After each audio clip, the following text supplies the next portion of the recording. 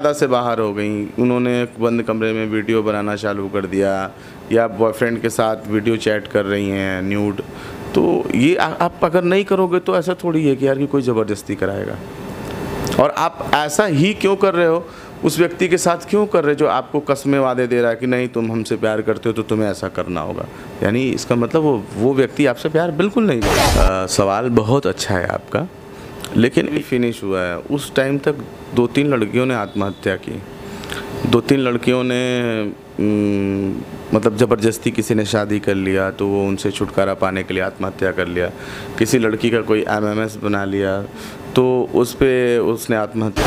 Thank you so much, मुझे भी आपकी और आपकी टीम बहुत अच्छी लगी। और आपका जो सवाल था वो इंडस्ट्री से जुड़ा हुआ था।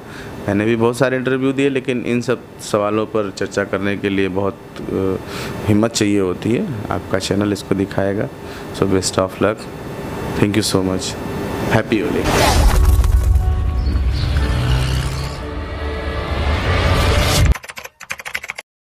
नमस्कार, प्रणाम। लाइव लोग न्यूज़ में आप सभी का स्वागत है। मैं हूं आपके साथ खुशबू राय। हर बार कोशिश रहती है भोजपुरी के एक शख्सियत से मिलाने की और ख़ासकर खास चेहरे से मिलाने की और भोजपुरी के धरोहर से मिलाने की। वो कोशिश आज भी जारी है और आज हम पहुंच चुके हैं बनारस। जी हां, नाम से परिचित होंगे आप। बनारस में आज आपको मिलवाने ले जा रहे हैं भोजपुरी के एक ऐसे इंसान से जो ऑलरेडी परिचय के मोहताज तो है नहीं, लेकिन फिर भी हम बोल सकते हैं कि म्यूज़िक के क्षेत्र में, संगीत के क्षेत्र में बेताज बादशाह हैं। जी हाँ, आइए हमारे साथ। मैं बात कर रही हूँ आशीष वर्मा जी की। जी हाँ, म्यूज़िक डायरेक्टर हैं। आशीष जी, बहुत बहुत स्वागत है आपका। Thank you so much. Nataraj studio में आपका भी स्वागत है और लाइव लॉन्ग देखने वाले सभी लोगों को मेरा नमस्कार।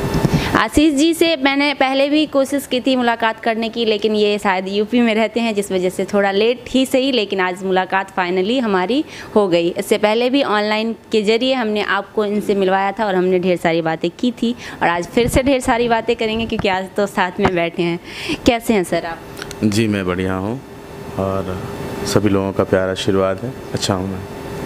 आप हाल ही में आप एक सॉन्ग गाए थे बुलडोज़र बाबा और यूपी में उसको कहीं ना कहीं देखा जाए तो सॉन्ग से रिलेटेड भी बाबा योगी बाबा आ भी गए हैं। कैसा महसूस कर रहे हैं अभी? ये बहुत ही अच्छा लगा मुझे और चैनल के माध्यम से जितने भी लोग ये इंटरव्यू देख रहे हैं सभी लोगों को मेरा दिल से धन्यवाद, क्योंकि मैंने एक बहुत बड़ा रिस्क लिया था। एक्चुअली कुछ कंफर्म था नहीं कि हाँ कौन आने वाला है कौन नहीं आने वाला है, तो फिर भी मैंने गाना गाया और उसे बहुत प्यारा आशीर्वाद भी मिला और बीजेपी प्रचंड बहुमत से जीती भी। तो बहुत खुशी है, उसको मैं एक्सप्लेन ही नहीं कर पा रहा कि मेरी सोच मेरा सब कुछ सही हो गया और एक बार फिर से माननीय श्री योगी आदित्यनाथ जी मुख्यमंत्री बनेंगे और प्रदेश का संचालन करेंगे, कार्यभार संभालेंगे और देश को प्रगति की राह पर ले जाएंगे। तो थैंक यू सो मच जितने भी लोगों ने मतदान किया और इस काबिल बीजेपी को बनाया। आशीष जी, आप इतने लंबे समय से भोजपुरी में रह रहे हैं, म्यूज़िक वगैरह कर रहे हैं। अब तो मैं सिर्फ म्यूज़िक डायरेक्टर भी नहीं कह सकती क्योंकि कहीं ना कहीं आप एक सिंगर भी हैं, एक एक्टर भी हैं, क्योंकि लोगों को अब आपकी एक्टिंग वगैरह भी देखने को मिल रही है। चलिए शुरुआत करेंगे। मैं चाहूँगी कोई भी एक प्यारा सा सॉन्ग आप 2 लाइन सुनाएं। गाना तो अभी बाबा बुलडोज़र वाले ही चल रहा था और बहुत अच्छा एक गाना था, मैंने गाया था अपने चैनल के लिए। रिमझिम बारिश हो रही है, ऐसे में हम तुम हम, बारिश हो रही है, हाँ बारिश हो रही है। आशीष जी, म्यूज़िक डायरेक्टर तो आप हैं ही, गाने का शौक़ पहले से ही था या फिर कोई कारण रहा गायकी करने का?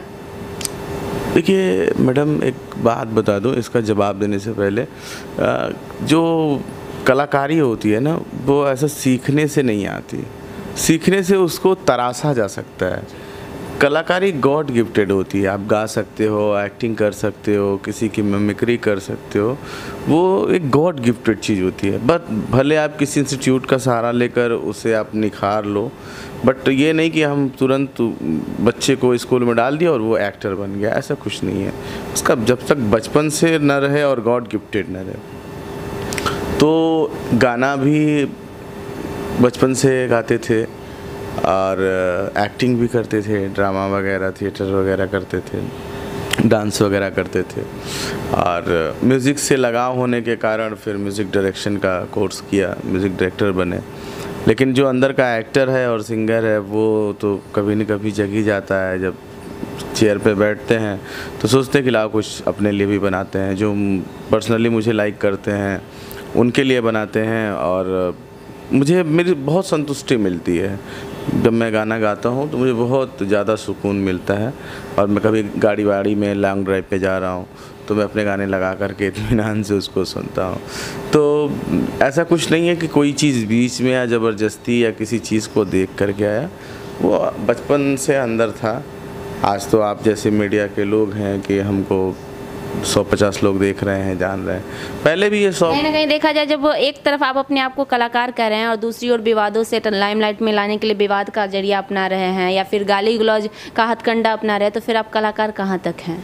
ये मेरे से बोल रही हैं या बाकी कलाकारों से जो करते हैं मैं उनके लिए? तो वो जो है, मैं वही कह रहा हूँ, वो ज़्यादा देर के लिए नहीं होती।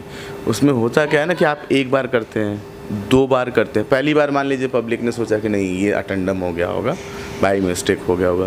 फिर सेकेंड टाइम भी आपका वही नेचर है, थर्ड टाइम भी आपका वही नेचर सिग्नेचर है, तो पब्लिक भी समझ जाती है कि यार इन लोग का ये हथकंडा है।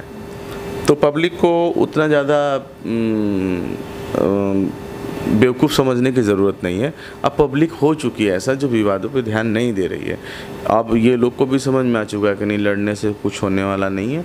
आफ्टर ऑल वर्क ही, काम ही हमारा देवता है, काम ही हमारा भगवान है, और काम ही एक ऐसी चीज़ है जो कलाकार को पब्लिक से जोड़ती है। तो काम सबसे ज़्यादा मस्ट है और ये लोग काम पे ध्यान दें। बाकी लड़ना झगड़ना, कंट्रोवर्सी, एक आर्टिस्ट होने के नाते मुझे भी बहुत ज़्यादा शर्मिंदगी होती है, क्योंकि मैं और भी इंडस्ट्री के लोगों के साथ बैठता हूँ। बॉलीवुड इंडस्ट्री के लोग हो गए, हरियाणा इंडस्ट्री हो गई, पंजाब इंडस्ट्री हो गई, तमिल की इंडस्ट्री के लोगों के साथ भी बैठता हूँ। तो कभी कभी वो झेलना पड़ जाता है। आशीष जी, भोजपुरी इंडस्ट्री में लड़कियों की चीज़ें आजकल बहुत ज़्यादा वायरल हो रही है। कहूँ तो मैं कि एक ट्रेंड बन गया है। हर 2 महीने 3 महीने पे कुछ ऐसी खबरें, कुछ ऐसी चीज़ें सुनने को किसी न किसी माध्यम से आ जाती है। क्या लगता है सर कि कौन वाकई में कौन जिम्मेदार है इसके लिए? देखिए, सवाल बहुत अच्छा है आपका, लेकिन एक और भी सवाल आप इसके पहले कर सकते थे। एक ज़्यादा नहीं, कोरोना जब भी स्टार्ट हुआ उस टाइम से लेकर के और कोरोना जब भी फिनिश हुआ है उस टाइम तक 2-3 लड़कियों ने आत्महत्या की। 2-3 लड़कियों ने मतलब ज़बरदस्ती किसी ने शादी कर लिया तो वो उनसे छुटकारा पाने के लिए आत्महत्या कर लिया। किसी लड़की का कोई MMS बना लिया तो उस पे उसने आत्महत्या कर लिया। किसी लड़की को काम करा के पैसा नहीं दिया तो उसके चलते उसने आत्महत्या किया। ऐसा 2-3 घटनाएं हुई थी और उस समय कोई मीडिया का वो ऐसा साधन नहीं था। लेकिन अब जो ये लड़कियां वीडियो बना रही हैं तो मैं यही कहूँगा कि लड़कियां ही इसकी ज़िम्मेदार हैं। हर एक व्यक्ति करता है बंद कमरे में, कुछ भी एक जो कपल है वो अपने जो भी नेचुरल भगवान ने बनाया है, जो ह्यूमन नेचर है उसके हिसाब से पति पत्नी, गर्लफ्रेंड बॉयफ्रेंड लिव इन में रहें या शादीशुदा रहें, वो बंद कमरे में करते हैं। लेकिन कोई ज़रूरी तो नहीं है कि हाँ हर एक डे का हम उसका वीडियो बना करके रखें। तो इसमें सबसे बड़ी गलती लड़की की है। मैं लड़की को इसलिए बोलना चाहूँगा, आपका नाम रॉय जी, कि आप अगर रोड पे खड़े हो, जब तक आप नहीं चाहोगे तब तक कोई लड़का आपके कंधे पे हाथ नहीं रख सकता, ठीक है। और अगर आप चाह दोगे तो 2 मिनट नहीं लगेगा, 10 लड़के आपके लिए खड़े रहेंगे। सिर्फ आपको थोड़ा सा स्माइल देना है, थोड़ा सा पुचकार के बुलाना है, 100 लड़के आपके पास आ जाएंगे। तो ये आकर्षण जो है, महिला का आकर्षण होता है, जो ये आकर्षण अगर इसका महिला सही उपयोग कर रही है तो अच्छी बात है। चलो सही सदुपयोग किया, भाई को भाई समझा, हस्बैंड को हस्बैंड समझा और अपने एक मर्यादा में रहे तो अच्छा लगा। अब वो मर्यादा से बाहर हो गई, उन्होंने बंद कमरे में वीडियो बनाना चालू कर दिया या बॉयफ्रेंड के साथ वीडियो चैट कर रही हैं न्यूड, तो ये आप अगर नहीं करोगे तो ऐसा थोड़ी है कि यार कि कोई ज़बरदस्ती कराएगा। और आप ऐसा ही क्यों कर रहे हो, उस व्यक्ति के साथ क्यों कर रहे हो जो आपको कस्में वादे दे रहा है कि नहीं तुम हमसे प्यार करते हो तो तुम्हें ऐसा करना होगा। यानी इसका मतलब वो व्यक्ति आपसे प्यार बिल्कुल नहीं करता। तो आपको ऐसे लोगों के प्यार में नहीं पड़ना चाहिए और ना ही आपको ऐसी चीज़ों को सहमति देनी चाहिए, न ऐसा कोई कार्य करना चाहिए। इसके बाद भी अगर आप ऐसा कर रहे हो तो फिर ये आपकी सोची समझी साजिश है। मैं इसमें सभी महिलाओं का नहीं, लेकिन जो हमारी इंडस्ट्री में तथाकथित कुछ लोग हैं उनकी पर्टिकुलर सोच ऐसी है, तो इसके लिए मैं ये बोल रहा हूँ। क्योंकि इंडस्ट्री में बहुत लोग ऐसे हैं जिन्हें एक थोड़ा सा सीन करने में प्रॉब्लम होती है कि नहीं भाई, हम अगर इंडियन साड़ी पहने तो इसे हटाएंगे नहीं, इसे इतना रखेंगे, कमर तक रखेंगे, ये ढका होना चाहिए, वो ढका होना चाहिए। तो वैसे लोग भी हैं, वैसी महिलाएं भी हैं। लेकिन अब आप एक एल्बम में काम करने के वाले लोग हुए, आर्टिस्ट लोग या फिर कहीं के हुए, और थोड़ी सी चीज़ों को बड़ा करने के चक्कर में आप अपने आप को डुबा लेते हो, तो उनकी सरासर गलती है। एक और सवाल सर आपसे मैं करना चाहूँगी। हाल ही में हमसे भोजपुरी इंडस्ट्री की 1-2 लड़कियां मिली जिन्होंने हमें ये बताया, उसका इंटरव्यू भी हमारे पास मौजूद है जो कि बहुत जल्दी मैं पब्लिश करूँगी। उनका ये आरोप है कि भोजपुरी इंडस्ट्री में जो लड़कियां शॉर्टकट अपनाती है वो जल्दी मतलब ऊपर पहुँच जाती है और उनको काम मिलने लगता है, और जो लड़कियाँ जिसमें टैलेंट होता भी है, अगर वो मतलब थिएटर कर चुकी है, सीख कर आई है, ऑडिशन दे के आई है, उसके बावजूद भी उसको काम नहीं मिल पाता है, ऐसा उन लड़कियों का आरोप है। तो इसके बारे में क्या कहना चाहिए? अच्छा, आप मुझे 1-2 लड़कियों की लिस्ट बता दीजिए जो शॉर्टकट अपनाई और आगे चली गई। पहला तो कोई ऐसा लिस्ट बता दीजिए मुझे जो शॉर्टकट अपनाई और आज बहुत बड़े लेवल पे काम कर रही हैं। और दूसरी चीज़ ये कि उनका कहना सही है, लेकिन उन्हीं में से कोई तो गलत होता है ना, जो किसी के साथ बेड शेयर करके और शॉर्टकट अपनाती हैं। तो लड़कियां ही लड़कियों की दुश्मन है, कोई अलग से दुश्मन नहीं आ रहा है। अगर आप यहाँ खाना रख करके खुले छोड़ करके जाओगे तो यहाँ मक्खी लगेगी ही लगेगी। इसके साथ साथ उन्होंने ये भी कहा कि हमें भी ये कहा गया, जब हमने काम मांगा लोगों से तो हमें भी ये कहा गया कि काम के बदले अगर आप कुछ दोगी तभी आपको आगे परफॉर्म दिया, मतलब ऑप्शन दिया जाएगा या फिर आपको पैसे ज़्यादा दिए जाएंगे। इस तरह की बातें भी वो खुलेआम मेरे साथ बताई और शेयर की। देखिए, ऐसी चीज़ें तो हर एक इंडस्ट्री में है, ऐसा नहीं कि सिर्फ हमारे भोजपुरी इंडस्ट्री में, ये जितनी भी इंडस्ट्री हैं वो सब जगह ये सारी चीज़ें हैं। कास्टिंग काउच हुआ, फिर आपको अगर हम काम देंगे तो भाई आप हमको क्या दोगे, इस टाइप की बातें डायरेक्टर्स या फिर कास्टिंग डायरेक्टर्स करते हैं। लेकिन ये कहाँ तक सही है? ये कहीं तक नहीं सही है, ये बिल्कुल गलत है। आपको जिस कैरेक्टर के ऐसी चीज़ों के लिए लड़कियों को आगे आना चाहिए, उन्हें खुलकर इंटरव्यू में बाय नेम उन्हें बोलना चाहिए कि फला व्यक्ति ने हमारे साथ ये बात कही थी जिसका मेरे पास ये सबूत है। तो आप सबूत के साथ बनाओ, करो।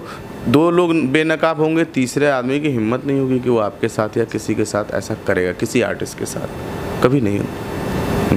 यही बताना चाहती थी। चलिए सर, आपने हमें इतना समय दिया उसके लिए बहुत बहुत धन्यवाद, और आपसे मिलकर हमें बहुत अच्छा लगा। Thank you so much. मुझे भी आपकी और आपकी टीम बहुत अच्छी लगी, और आपका जो सवाल था वो इंडस्ट्री से जुड़ा हुआ था।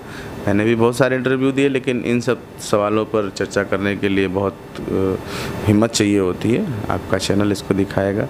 So best of luck. Thank you so much. Happy Holi. आपको भी।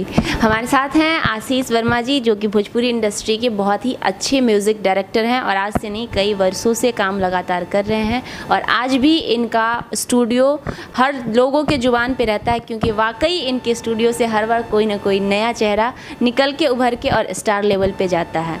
रही बात इनकी नेचर की, स्वभाव की, तो कल भी ये वैसे ही थे, आज भी ये ऐसे ही हैं जैसे ये कल थे। तो सबसे बड़ी बात, इनकी सबसे बड़ी खासियत ये है, इस बार इनसे मुलाकात हुई, अगले बार किसी और से मुलाकात होगी, लेकिन हाँ याद रखिएगा अगले बार फिर से एक खास चेहरे से मुलाकात होगी और भोजपुरी के धरोहर से मुलाकात होगी। अगले चेहरे के लिए बने रहिए हमारे साथ।